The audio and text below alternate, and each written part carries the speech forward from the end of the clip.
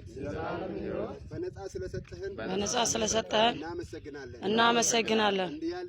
አንድያ ልጅህን ለዚህ ዓለም ልከህ ኃጢአታችን ሁሉ አንስተህ ልጅ ስላረከን እናመሰግንሃለን። በኢየሱስ ስም አሜን። ግባ በላውና አፍንጫ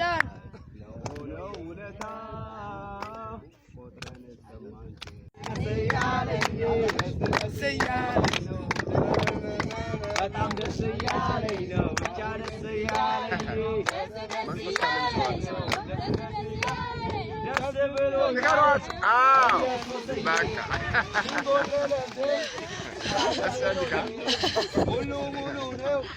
ቤት ይመቻል። ወንጌል ሰብኬ ተሳክቶልኛል። ደስ እያለኝ ነው። ደስ እያለኝ ነው። ያችን ለምን አትገባም?